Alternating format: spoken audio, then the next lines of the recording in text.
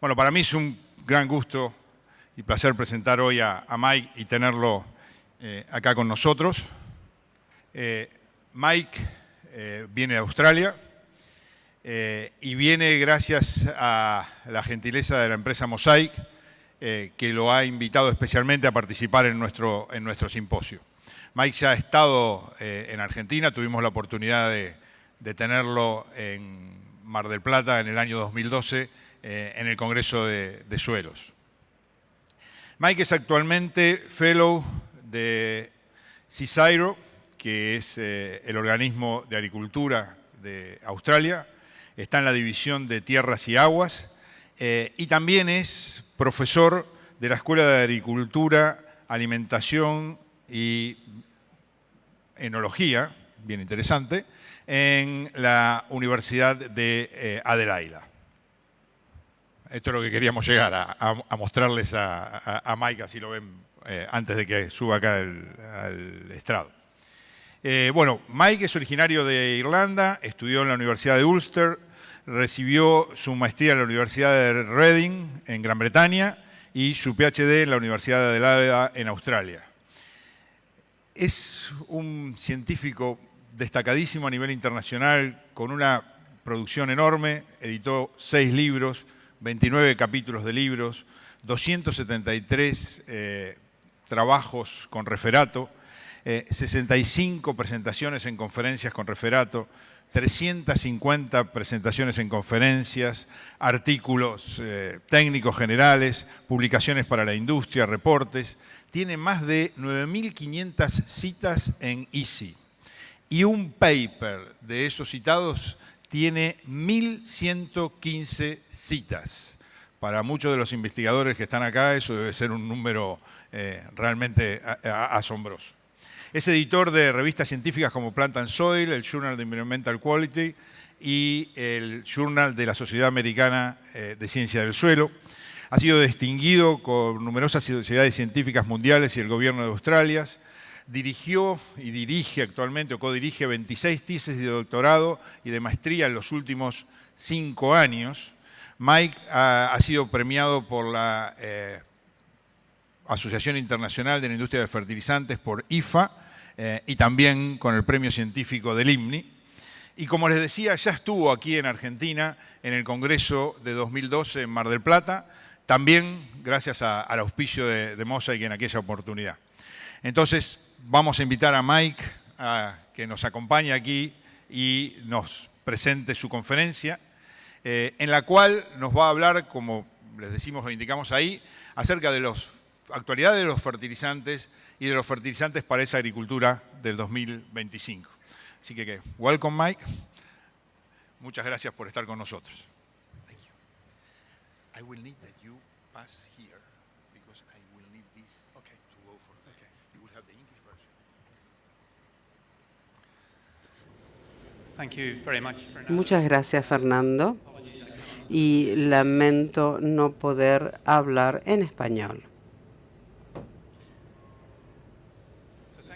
Muchas gracias por IMNI, por la invitación para venir a Argentina, y también muchas gracias a Mosaic por el patrocinio y también por los socios que están aquí en Argentina.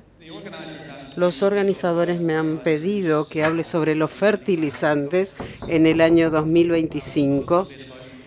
Quiero comentarles la escena a nivel global con respecto a los nutrientes y también para lograr una eficiencia en el uso de los fertilizantes. Voy a hablar de los nutrientes y cuáles son las tecnologías que estamos utilizando para tratar de mejorar la eficiencia de los fertilizantes. Quiero simplemente reconocer a mis colaboradores, algunos estudiantes, algunos integrantes de programas de maestría. La mayoría sabe de todos ustedes que tiene que ver con la eficiencia de los fertilizantes. Quiero utilizar el puntero, no estoy pudiendo. Aquí está. Bueno, Tenemos que mejorar la eficiencia de los fertilizantes y esto tiene que ver con 4 R's en inglés, que son 4 C en español. Son tener la fuente correcta, la dosis correcta, aplicarlo en el momento correcto y también en el lugar correcto. Y esto es muy importante para los nutrientes como fósforo, zinc, que no son móviles. Hay que tener la dosis correcta, el producto correcto, lo que necesita el cultivo. Y me voy a centrar básicamente en cómo mejorar la eficiencia, mejorando la eficiencia de cada uno de los productos. Uno de los motores es tener en cuenta las reservas globales. Por suerte, nitrógeno tenemos reservas ilimitadas en la atmósfera. Por lo tanto, simplemente es una cuestión de ver el costo y de ver cómo fijar el nitrógeno en el cultivo. Esto puede ser caro si uno fabrica el nitrógeno o no tan caro si utilizamos legumbres para capturar el nitrógeno. Otros nutrientes importantes, sin embargo, presentan algunos presentan problemas no inmediatos. Las reservas actuales que pueden ser extraídas en forma económica actualmente son simplemente para una cantidad de años que van a durar. A partir de ahí vamos a tener reservas de menor calidad, lo cual va a implicar mayor costo para refinar y procesar. Y esto significa, por supuesto, que los precios van a fluctuar y a aumentar. Este informe vale la pena leerlo, el que aparece en pantalla, porque habla de todas estas complejidades relativas a los nutrientes que acabo de mencionar. El objetivo principal de la eficiencia de los nutrientes es mejorar la rentabilidad del productor, porque si el productor no tiene rentabilidad, nada va a suceder. Y los productores son quienes administran la mayoría de nuestra tierra. En Australia, la propiedad de la tierra está en manos de pocos miles de personas porque los establecimientos son muy grandes y es importante que tengan rentabilidad para que puedan invertir y también cuidar el medio ambiente. Otro tema que también cada vez cobra más importancia para la sociedad y para los gobiernos es algo que también pone presión a la agricultura, tiene que ver con la calidad del agua. Hemos escuchado en otras presentaciones anteriores que la calidad del agua se está degradando por el uso excesivo de fertilizantes o por falta de eficiencia de estos fertilizantes que se pierden en cursos de aguas o contaminan el aire. Esto está empezando a poner presión en la agricultura en algunos lugares del mundo. En China hay mucha presión gubernamental para reducir el uso de fertilizantes. Lo mismo pasa en Europa, donde la mayoría de los productores tienen que tener planes de manejo de nutrientes que restringe dónde, cuándo y cómo y qué fertilizantes se puede usar. Eso todavía en Argentina no pasa, tampoco en Australia, pero viene. El otro tema ambiental es la pérdida de nutrientes en la atmósfera. Aquí hablamos de nitrógeno, podemos perder amoníaco, también óxido nitroso, puede haber nitrificación. Hay un empuje muy importante para desarrollar fertilizantes que afecten menos la atmósfera, porque el óxido nitroso es muy malo, peor que el dióxido de carbono. Otro de los temas es la salud humana. Sorprende ver que aún en algunos países desarrollados, parte de la población tiene deficiencias de zinc, porque los humanos no extraemos el zinc de nuestras dietas eficientemente.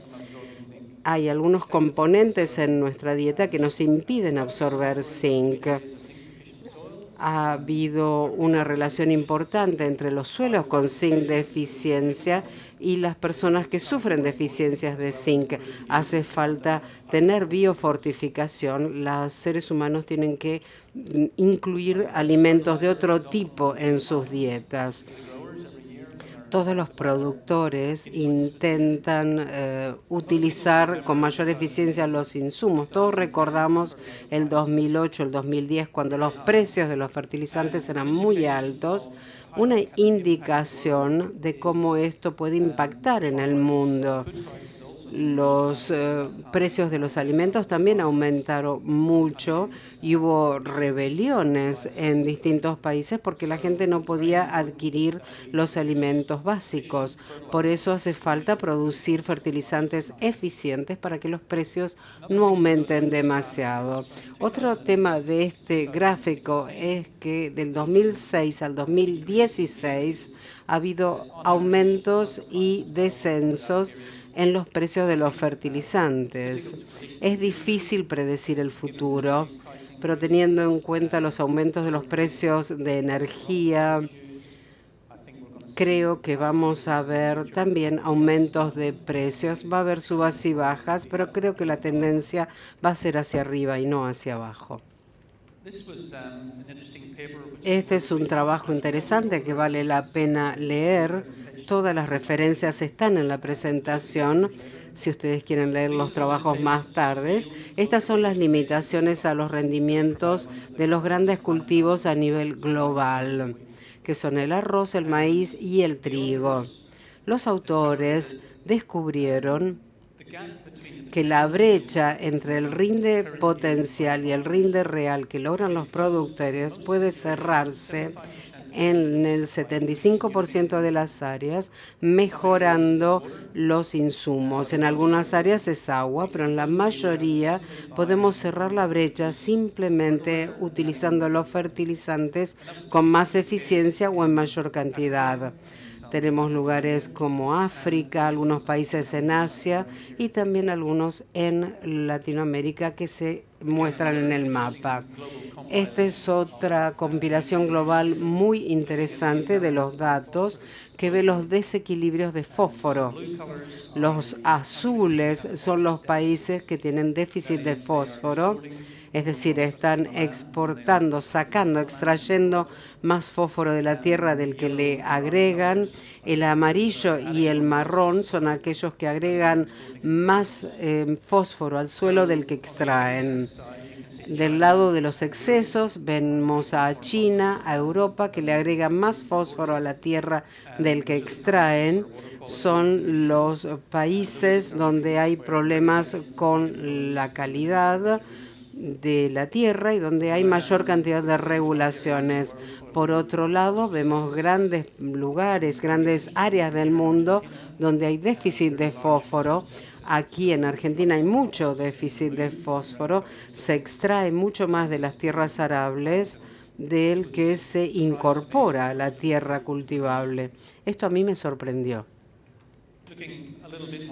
Si vemos más en detalle los desequilibrios de nutrientes en Argentina, estos son datos aportados por IBNI. Vemos que los desbalances, los desequilibrios, es la relación entre aplicación y extracción, está por debajo de cero en la mayoría de los casos, y esto significa que se extrae más NPK. Y vemos que la situación ha ido mejorando con los años, pero en los últimos 5 o 6 años ha habido una baja en esta relación. Los productores en Argentina deben haber aplicado menos nutrientes y por lo tanto el fósforo, el potasio, el nitrógeno ha sido extraído en grandes cantidades. Esto no es sostenible a largo plazo. Lo que se extrae de la tierra de alguna manera hay que devolvérselo. Por eso tiene que haber mayor incorporación de nutrientes en el futuro si Argentina quiere mantener su agricultura.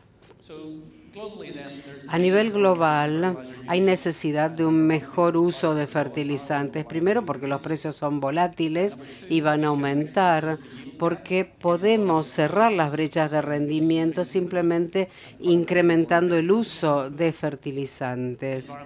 Hay preocupaciones ambientales cada vez mayores Nosotros en inglés decimos que es la licencia para funcionar. A veces no hay normas sobre el manejo de nutrientes, pero igual tenemos que hacerlo con eficiencia.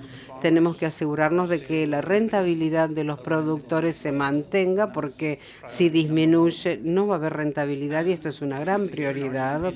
Aquí en Argentina, sobre todo, hay deficientes de nutrientes que son muy importantes y por eso primero tenemos que saber dónde aplicar los nutrientes y la dosis correctas, porque estos desequilibrios, estos desbalances tienen que desaparecer si queremos mantener una agricultura realmente sustentable. Ahora, ¿cómo hacemos fertilizantes nuevos? Es un proceso largo que se inicia con una idea que está aquí.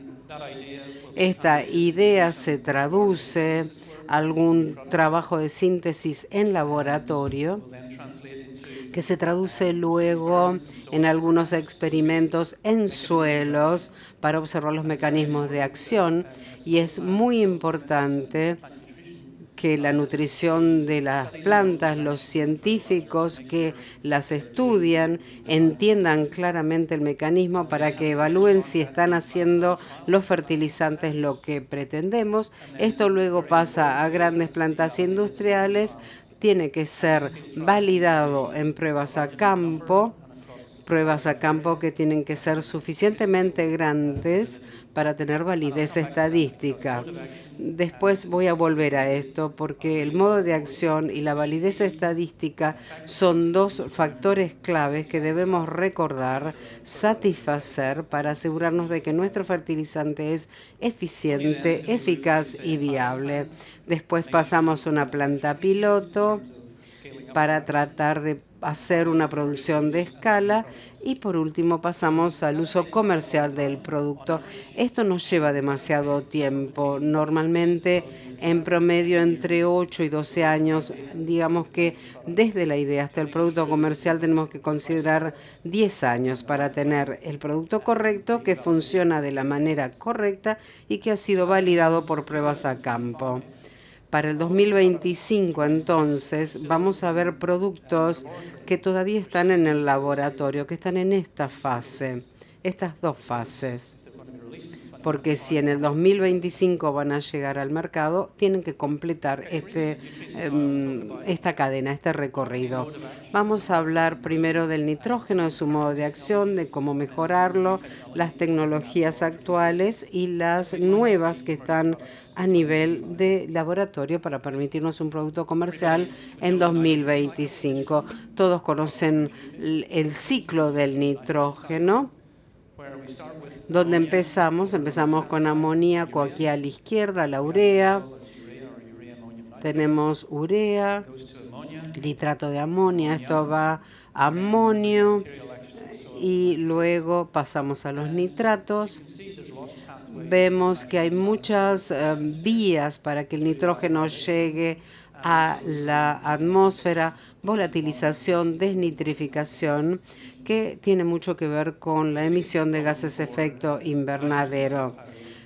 Un problema en este ciclo es el lavado. Podemos intervenir en el ciclo para que todo sea mucho más eficiente, y en cada uno de los tipos de fertilizantes podemos intervenir en distintos momentos.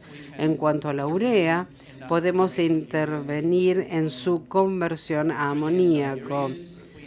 Si tenemos las enzimas de urea, si las inhibimos en el suelo, podemos retener más nitrógeno en el suelo para que no volatilice y que no se convierta en nitratos que pueden lavarse. Podemos intervenir en este ciclo, en la nitrificación.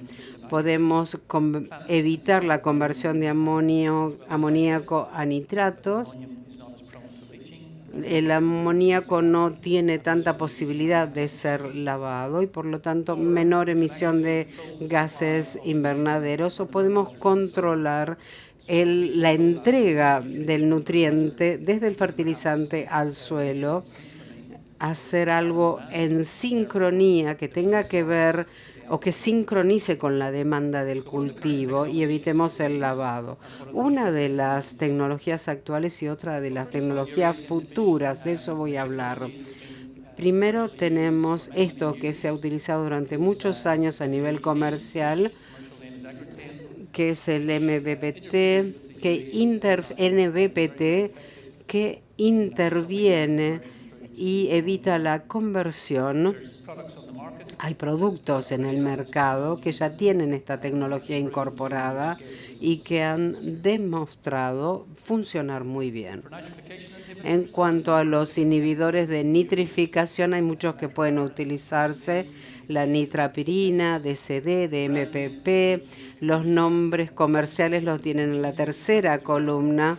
Estos son los nombres para los países que hablamos inglés, no sé, en Argentina. Estos han demostrado también evitar la conversión a nitratos, evitando la incorporación de los mismos a la atmósfera. En cuanto al control de la liberación, esto es algo que ha estado en el mercado durante muchos años. Tiene que ver con el recubrimiento, muchas veces con polímeros. El principio es reducir, ralentizar la liberación del nitrógeno, lo cual se sincroniza de alguna manera, esperamos, con las demandas de los cultivos.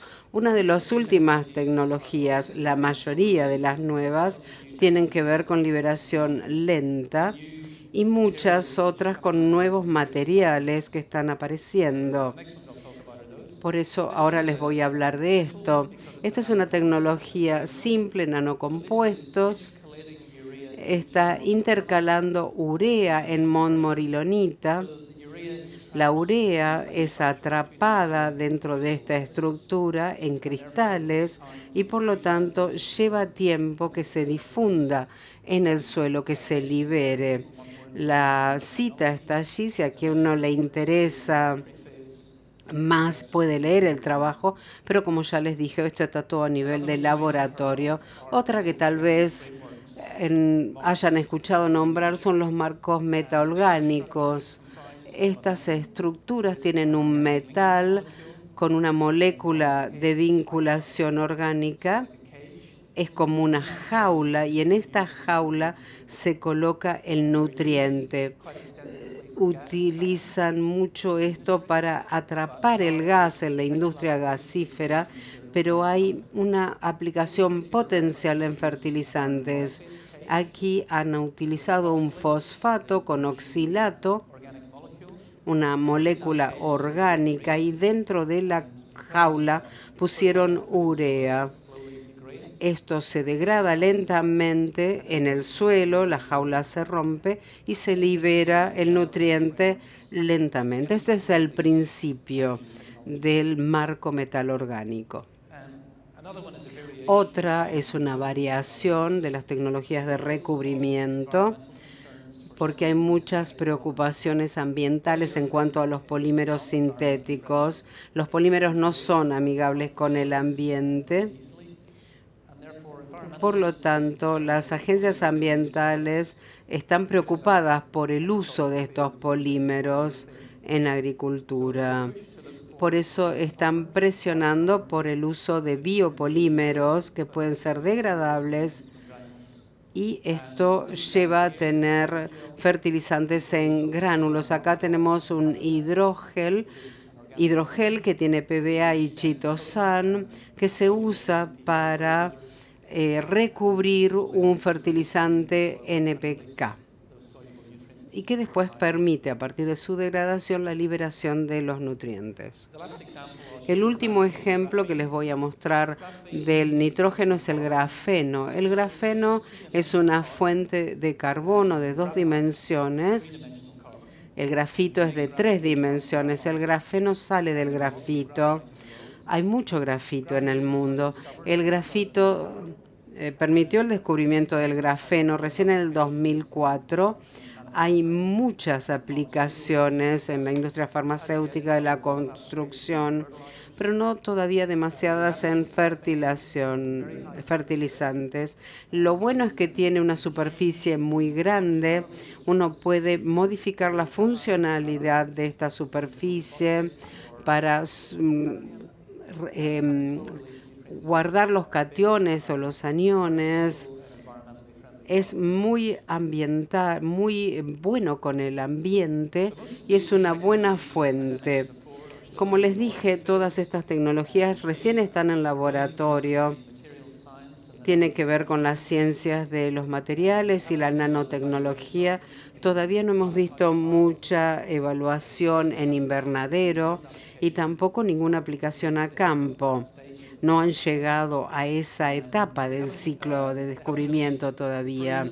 Todavía no se han demostrado a nivel comercial y una de las preocupaciones, sobre todo los materiales basados en grafeno o en el marco metal orgánico, es que mucho del material tiene una estructura que es inerte, que no es útil para la planta, para el cultivo. Por eso es que esto nos preocupa, no nos interesa llevar nuestro nutriente en un elemento que al cultivo no le sirve. Este es uno de los obstáculos, también el precio, suelen ser materiales de precio muy alto.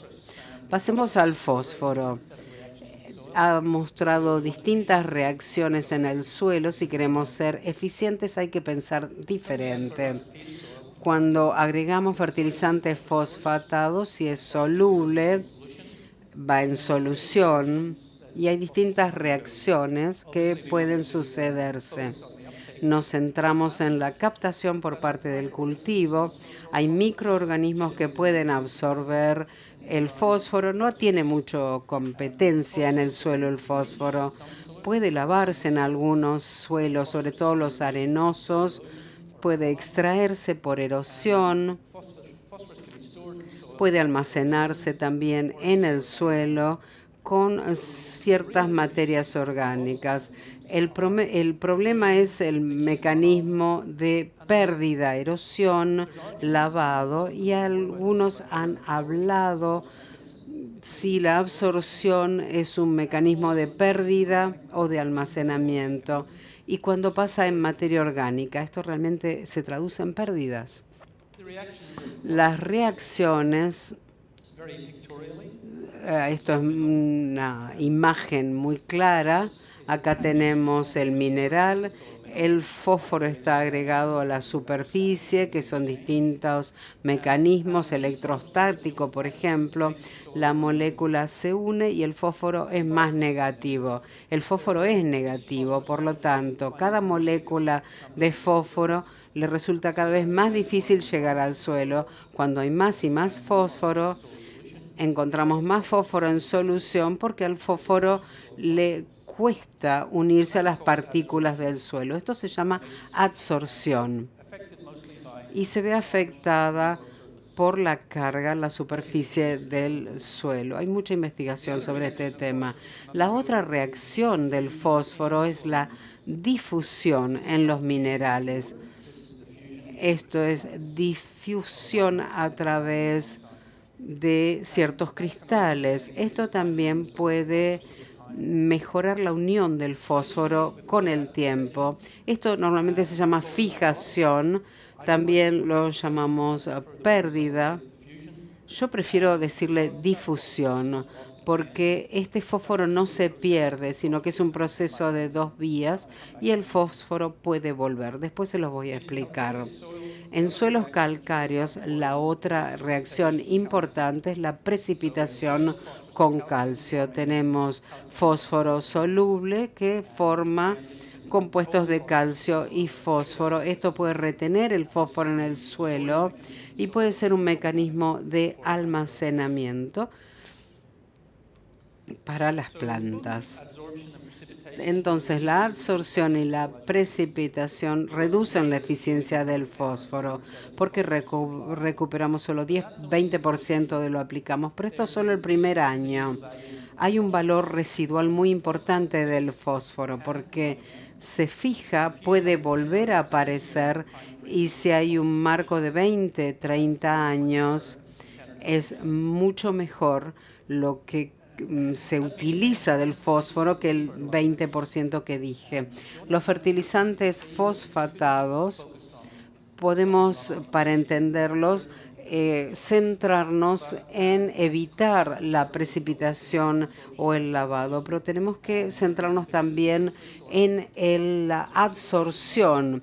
La precipitación sí es importante, pero me parece que nos centramos demasiado en la fijación como mecanismo de ineficiencia del fósforo. ¿Cómo podemos reducir estas reacciones de absorción y precipitación? Podemos modificar, como hay una interacción de carga en los fosfatos, bueno, podemos modificar el pH. Sabemos que el pH afecta la precipitación. Podemos modificar el pH alrededor del gránulo. Podemos tratar de afectar las reacciones de absorción y precipitación o podemos pasar a la liberación lenta del fósforo a partir de gránulos. Voy a hablar de estos mecanismos ahora. Por eso, si reducimos el pH del suelo, sobre todo en suelos neutros o alcalinos, podemos recuperar fósforo.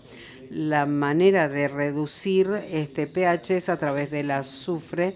Esta es una cita de los 50. Aquí podemos producir protones con el azufre y estimular la liberación del fósforo a partir de fosfatos cálcicos. Otro de los temas con el pH es que las plantas prefieren tomar el fósforo de soluciones ácidas. Esto es un trabajo muy antiguo de soluciones de nutrientes, donde se ven las tasas de captación de fósforo y ven que en la medida que baja el pH, aumenta la captación de fósforo, porque las raíces prefieren el H2PO4. Por eso este hidróxido, esto es lo que prefieren las plantas para poder allí captar el fósforo. El otro modo de acción es ácido fosfórico, perdón. Otro de los modos de acción lo vemos en productos que están en el mercado, que dicen que lo hacen, que es unir los iones. Quiero volver al modo de acción y cuál es la validación a campo de estos mecanismos. Hemos dedicado mucho tiempo a buscar maneras de incrementar la eficiencia, sobre todo en suelos calcáreos o que lo necesitan, porque el mecanismo puede ser útil. Eso pensábamos. Los dos modos de acción estos son iones orgánicos que pueden competir con el ácido fosfórico en los sitios de sorción. Aquí tenemos una competencia del fósforo. Acá tenemos el ion orgánico que está llevando el fósforo a la superficie.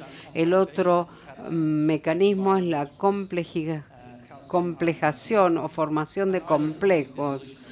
Esto favorece la disolución o previene la formación de fosfatos de calcio fácilmente solubles.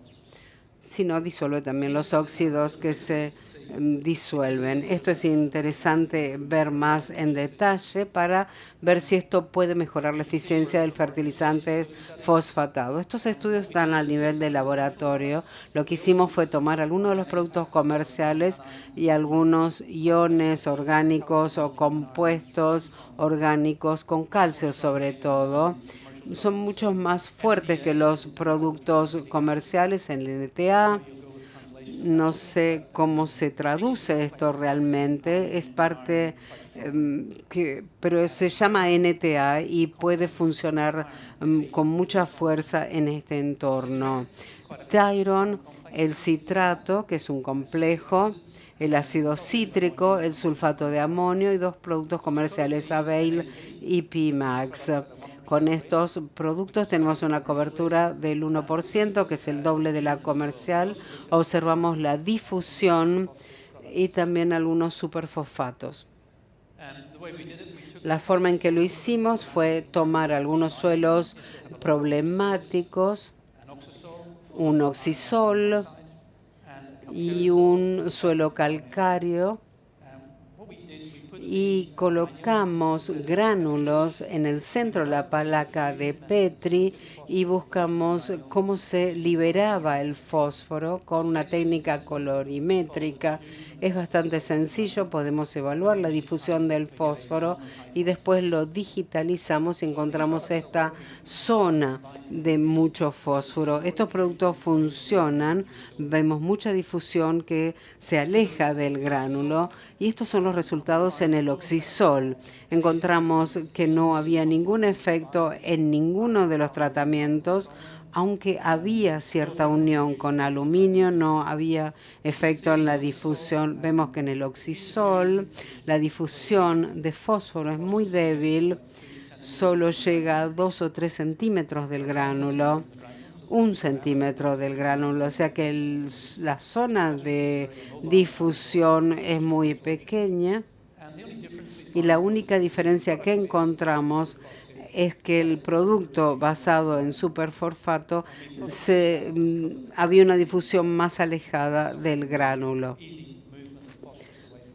Pero había muchos elementos que evitaban la movilidad del fósforo para alejarse del gránulo. En los suelos calcáreos, también solo 1 centímetro del gránulo. No hubo ninguna diferencia con todos los tratamientos que hicimos, excepto el superfosfato. Hicimos una prueba a invernadero, probamos en el invernadero en distintos suelos y tampoco encontramos ningún efecto de ninguno de estos productos en el rinde del fósforo en las plantas. Luego vimos que estos productos no funcionaban, hicimos cálculos teóricos, utilizamos la tasa de 1% de recubrimiento, que es el doble de la comercial. Tratamos también con el 100% de recubrimiento. Y si hacemos algunos cálculos, algunos de estos recubrimientos no tienen efecto a partir de los modos de acción. Entonces, la formación de complejos de aluminio, calcio y hierro en estos suelos calcáreos. Tenemos 135 milimol de calcio por kilo cambiable en el suelo. La zona de difusión era de 1 centímetro.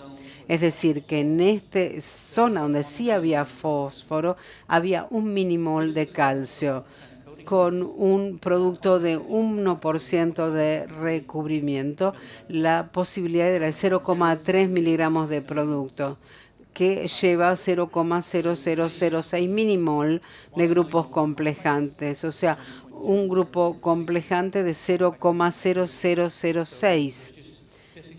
Es decir, hay mucho calcio para que este producto pueda tener algún efecto. Por eso la respuesta es no. No se puede mejorar con calcio. Pero en cuanto al sitio de sorción, utilizando la zona de 1 centímetro, sabemos que la capacidad de sorción es la que aparece en pantalla, 0,18 milimol, y a 0,18 milimol seguimos teniendo 0,006 milimol de grupos complejantes. O sea, de nuevo, la respuesta es que no funciona.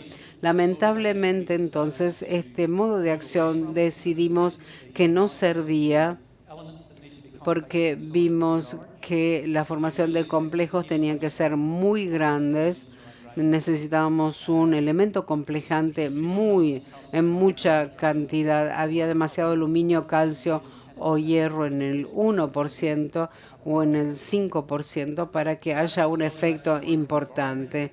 Este es el modo de acción en el laboratorio. ¿Qué pasa en la validación a campo?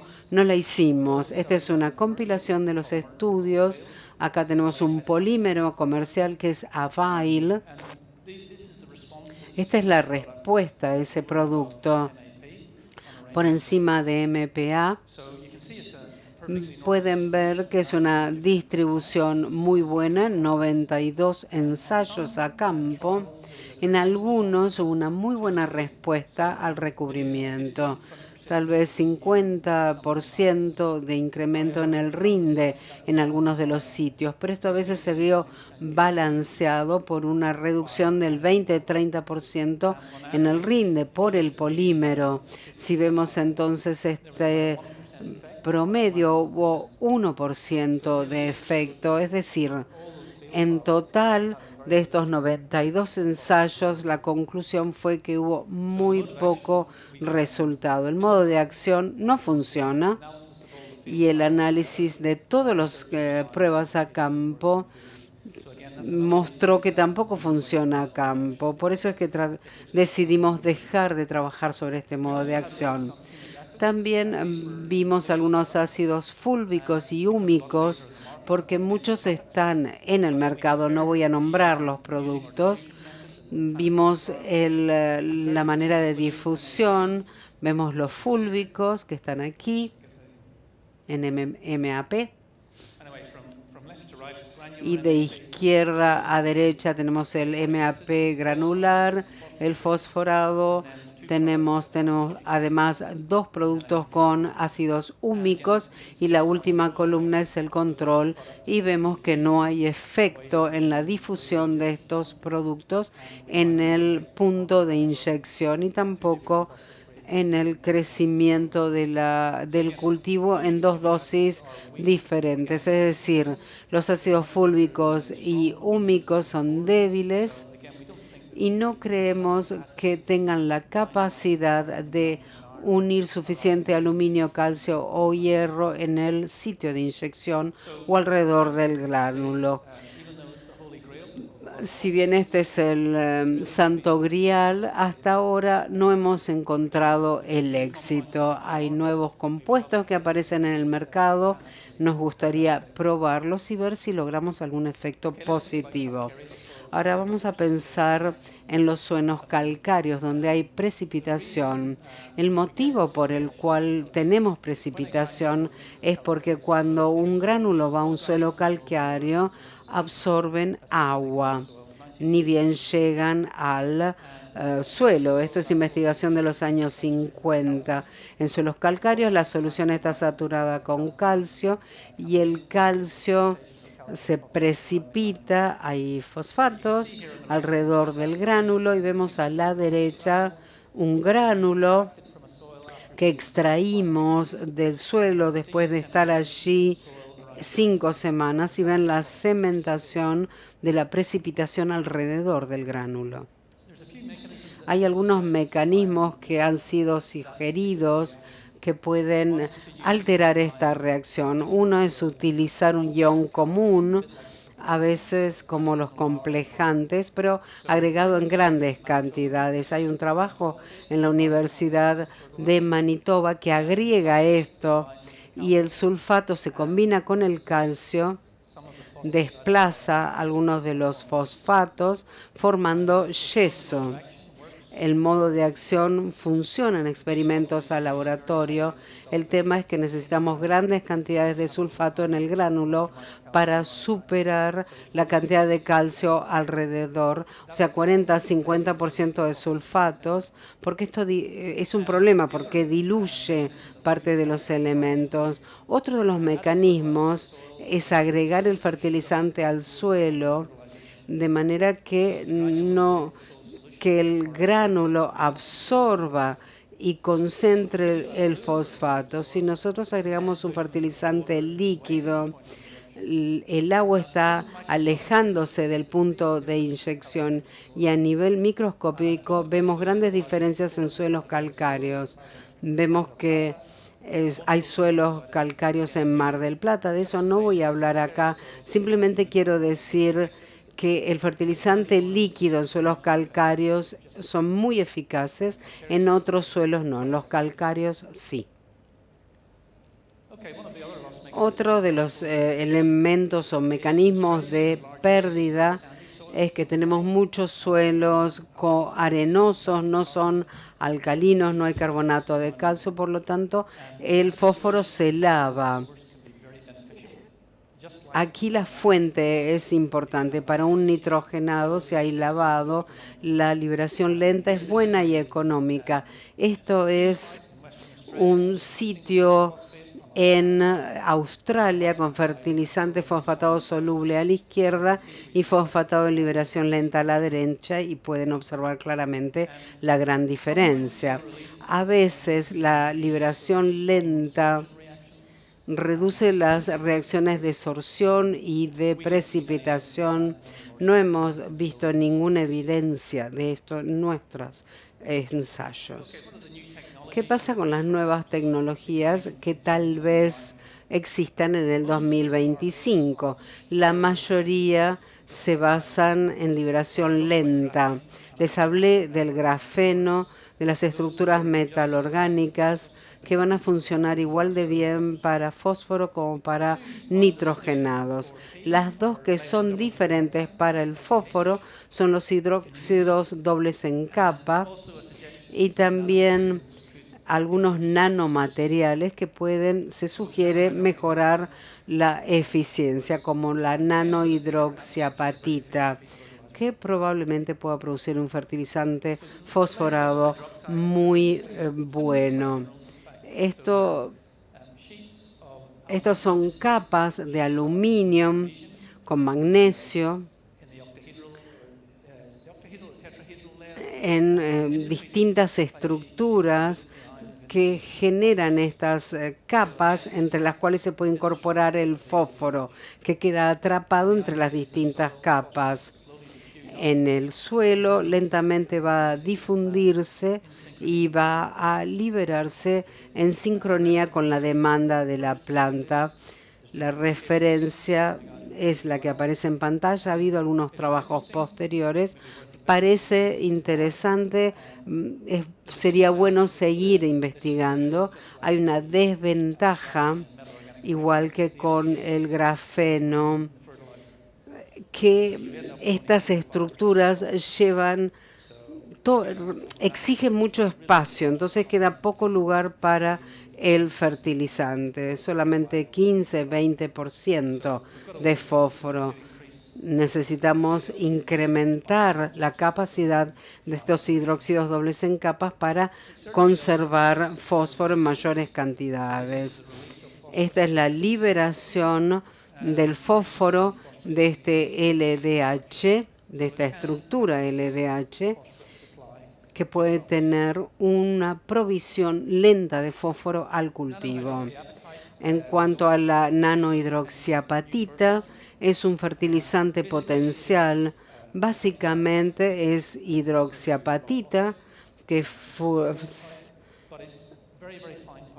son partículas muy finas, menos de 100 nanómetros, entonces la relación es enorme y la disolución es muy buena, por eso es que la nanohidroxiapatita se considera puede ser un buen fertilizante a pesar de su solubilidad.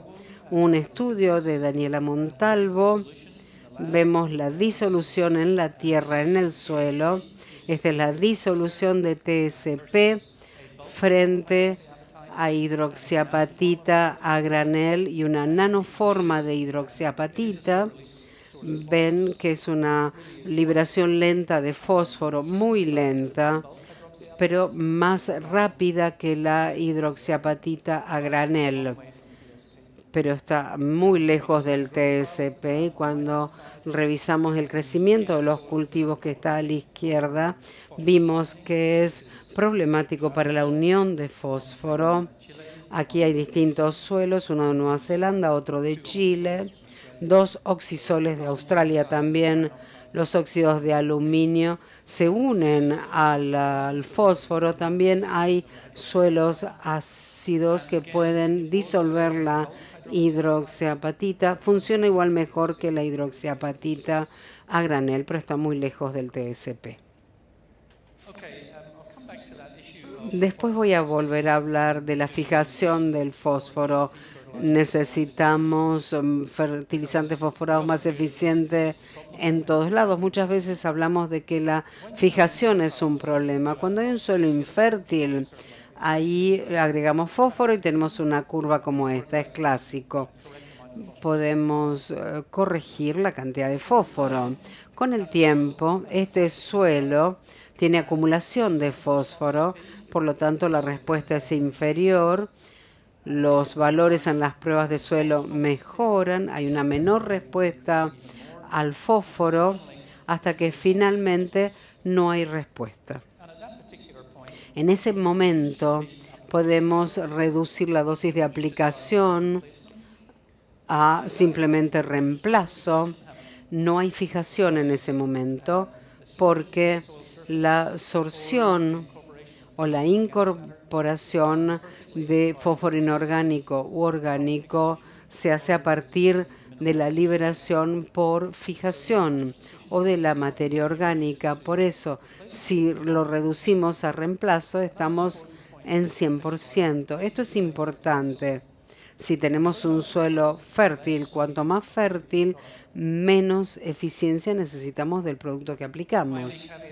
Sin embargo, me preocupa si hay realmente pérdidas a partir de lixiviación o lavado. Ahí necesitamos mejorar este lavado. Si hay escurrimiento también. Y en suelos calcáreos hay problemas porque el fósforo se une por precipitación y no hay este mecanismo de retención que tiene la absorción. Jim Barrow, muchos de ustedes lo conocen, ha investigado el fósforo, ha hecho muchos trabajos sobre la unión del fósforo en el suelo. Hace poco publicó un trabajo, una revisión muy interesante. Tomé un par de frases porque respalda lo que les digo. Dice que la baja en la efectividad del fertilizante fosforado con el tiempo siempre se ve en términos negativos como fijación de fosfato y como un problema que debe impedirse, pero sin gran éxito. Sin embargo, esta disminución está provocada por la penetración de los iones de fosfato en las partículas de suelo. Esto es en los no calcáreos. Una vez que el suelo ha alcanzado el estadio en el cual la penetración ya no es importante, no debería haber necesidad de suministrar más fosfato que el que se extrajo en el año previo, el año anterior. O sea, hay que ver la aplicación a partir de la extracción. Y lo único que me preocupa es que si hay lixiviación o lavado, escurrimiento, y los suelos calcáreos, que siguen siendo un problema porque los mecanismos se ven afectados. Pero todo esto hace falta recordarlo. En los suelos ácidos predomina la absorción, pero en otros suelos la fijación no es lo más importante. Vamos a hablar de otros nutrientes. El azufre es más simple el ciclo, más que el del nitrógeno. El mecanismo de pérdida más importante es el lavado o lixiviación. Hay minerales que se oxidan por sulfatos. El azufre es tan móvil como el nitrato y se lava fácilmente. El otro mecanismo de pérdida sería la inmovilización. Esto es más bien un mecanismo de almacenamiento y podemos extraer el azufre nuevamente. Si tratamos de mejorar la eficiencia de este ciclo, realmente tenemos que evitar la producción de sulfatos. Controlar el azufre es la manera de trabajar en ambientes donde la lixiviación es problemática. La forma más barata y fácil es la liberación lenta a través de azufre. Hemos sabido esto durante muchos años. Se ha utilizado sulfuro elemental durante décadas. Azufre. Antes queríamos aplicar azufre elemental, pero más o menos en los 80 empezamos a utilizar el azufre elemental en el trifosfato, sobre todo para pasturas. Y últimamente tenemos productos, el MPA y el MDA, que tiene esto ya incorporado y también incorporado en urea. Es decir, hay muchos productos en el mercado que lo incluyen. Dos productos que quiero dar ejemplos: Microesencial de Mosaic y también el Tiogro de Shell. Son dos grandes productores de fertilizantes que han micronizado estos elementos de sulfuro en MPA, y tener sulfato en este producto nos permite tener liberación lenta o rápida. Pasemos al zinc, que es el micronutriente más importante para la nutrición humana. Sabemos que reacciona mucho con el suelo, tiene reacciones de precipitación y sorción muy importantes. Queremos aplicarlo con nitrogenados o fosforados, porque si no hay segregación y mala distribución de zinc en el campo del sulfato u óxido de zinc. Por eso es que nos importa mucho el portador del micronutriente. Queremos agregarlo a fosfáticos, ahí se combina con el fósforo y forma fosfato de zinc. Y esto tiene reacción con cobre y manganeso. Se incluye en TSP o en MPA o en DPA. No importa qué tipo de zinc, de óxido o de sulfato usemos, todos se van a convertir en el elemento que necesitamos. Fosfato de zinc no es algo que esté disponible para el cultivo. Hay que tratar de evitar esta reacción mediante gránulos que permita la precipitación. Estamos haciendo mucho trabajo sobre cómo conformar el gránulo de zinc para poder... Hay un problema de reacción, tratar de evitar el fosfato de zinc en la superficie. Hemos hecho muchos estudios en el campo, muy pocas veces tenemos un resultado muy elevado. La solubilidad de zinc en agua es muy importante. Estos son trabajos del doctor Kakmak que han escuchado en Argentina. Este es un MPA con solubilidad baja, media y alta en agua. Y fíjense que esta solubilidad, igual que el fósforo, es muy importante para ver la respuesta en un suelo deficiente. Por eso queremos maximizar la solubilidad del zinc en agua. ¿Cómo? Este es un tratamiento que no les puedo explicar el modo de acción porque ahora no es posible, es muy simple. Y podemos mejorarlo en el uso de compuesto y va de un 10% a un 90%. Una vez que la patente esté aprobada, podré explicar el modo de acción, pero en la actualidad no puedo. Es muy eficaz y muy barato. Otra técnica que estamos investigando es usar una barrera física. Tenemos el fosfato de amonio que lo recubrimos con otro producto que puede ser urea o potasio, y luego agregamos el zinc por fuera, es decir, tenemos 3 capas y el micronutriente por fuera para tratar de evitar la precipitación del zinc con el fosfato. Esto no ha llegado tan lejos como la anterior, que ya está siendo patentada. Estos son estudios del doctor Kakmak para mejorar la solubilidad del zinc y así mejorar la respuesta del cultivo al zinc. Para resumir entonces, todos los nutrientes, no voy a hablar de boro, por ejemplo, ni de manganeso, ni de cobre, ni de potasio. Para nitrógeno y azufre y elementos traza, hay oportunidades para mejorar la eficiencia para el 2025 a través de formulaciones novedosas. Algunas han sido publicadas, algunas van a pasar a uso comercial en el 2025, otras todavía están en laboratorio. Las oportunidades para mejorar la eficiencia de los fertilizantes fosforados no son tan importantes ahora, no son tan fuertes. Estamos pensando a preguntarnos si hace falta, porque aumentar la fertilidad del suelo, llegamos a una aplicación de mantenimiento y ahí no necesitamos productos fosforados más eficientes, excepto en suelos calcáreos.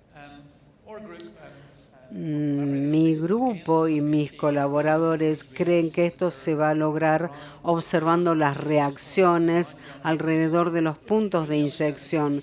Si entendemos la química correctamente y la física, el movimiento del agua, podemos tener ideas que alteren aquello que genera los problemas.